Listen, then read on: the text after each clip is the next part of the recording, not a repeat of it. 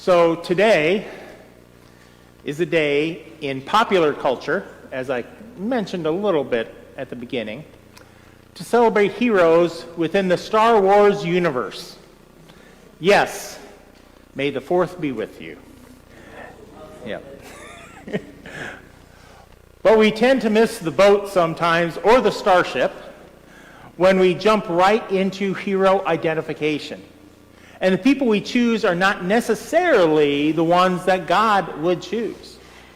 For example, in today's reading, Saul, or Paul as he would later be called, starts out as a hero of the established Jewish leadership in Jerusalem, especially among the Pharisees. The Pharisees believed they honored God by being religiously pure, and they delighted in tradition, especially in following the rules set up by the Jewish purity code. And so Paul is identified in Acts as a Pharisee. He has the clout of a Roman citizen. At this time, he would always carry a weapon with him.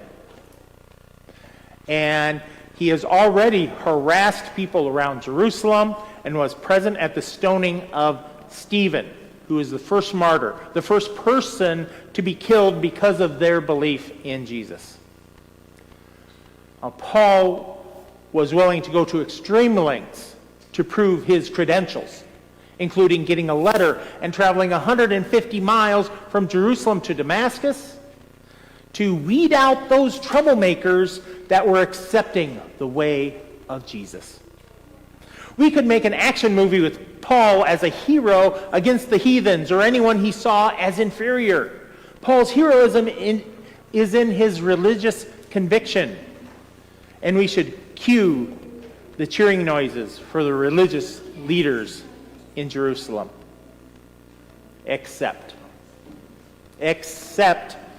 Paul is empowered by the same people who led the crowd to lead Jesus to the cross. And now Paul, or Saul, is out for blood. Be careful who you call a hero sometimes. Ananias is a different type of hero. He might be a prophet or a rabbi and was definitely a follower of Jesus. We really do not know many details, but he followed Jesus after learning of his way at some point. And yet we hear him pleading with God in a prayerful exchange. God tells him to take on the responsibility of ministering to someone who came to town wanting to kill him. Even worse, this angry, hurting man is staying on Straight Street, which was a major road in Damascus. There is no hiding on Straight Street. This is not some byway, but a major thoroughfare. But Ananias does go, listening to God. Ananias is not the healer here, but he is a messenger with a message that comes from God and the healing that leads to the baptism that follows. It marks the change from Saul to Paul. What do you call a person of integrity? What do you call a person of selflessness that walks into danger? I call them a hero. Ananias is a teacher. He is a follower of Jesus. He is ministering to others with his actions, but we don't know much about him. We likely would not have heard this story if Saul had carried through with his original plan. So we have to assume that Paul shared this story with others after his conversion. Heroes are often anonymous, except in the eyes of God. We do not hear anything else about Ananias or the house of Judas where Paul was staying. But acts of heroism do matter. In daily living, you may be that one person who makes life meaningful to another. You may be that one person that walks into a dangerous situation because you believe in protection and in service. Your life can become heroic as you help others each and every day. Finally, we see Jesus in the role of a hero. Just like each of us, he gets to be a hero as he enjoys the life he has been given. Jesus is cooking breakfast and has a beach fire going at daybreak. Daybreak is a cool time of the day, before the sun has burned off the fog, and it's a comfort to the disciples to warm themselves. This gospel brings us back full circle to when Jesus called Peter in the first place, and the nets overflowed with fish.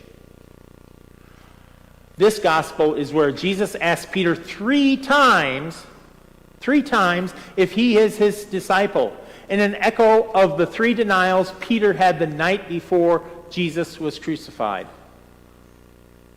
Jesus has already accomplished his mission. He has become incarnate. He has lived with us and found us worthy. He's found humanity worthy. His love for others is so great that he has been willing to die to protect them. Jesus is a hero, not because of a display of power, but a willingness to live with community and companionship. In short, he is the opposite of the figure Saul cuts on the road to Damascus. Each and every day, we have a chance to determine what type of heroes each one of us wish to be. What type of hero do you want to be? What type of hero do you want to be? The same pitfalls that every hero faces on their journey awaits us. Maybe sometimes they'll be angry. Sometimes they may feel a need to be idolized. Maybe there's the call to power or glory. Or there might be the lure of money and greed. But when we do not let our ego get in the way, we might just get to continue to grow in our relationships with both God and with one another. But in today's simple actions, we see that Jesus has changed billions of lives, literally billions of lives. Not by glorifying the suffering in the world, but by acting in ways that build others up. In his journey, Christ asks us to find God in each other and to come and eat together, to break bread together, maybe have breakfast together.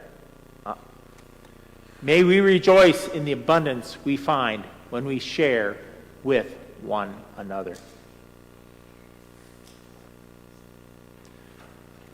So may that force of God's Spirit be with each of you as you travel on your journey in the next week and beyond, here in this area of the world around Muscatine. Let us remember that the force of God is with each one of us. The force of God is with each one of us every day. And that we all can be heroes on somebody's journey. Amen.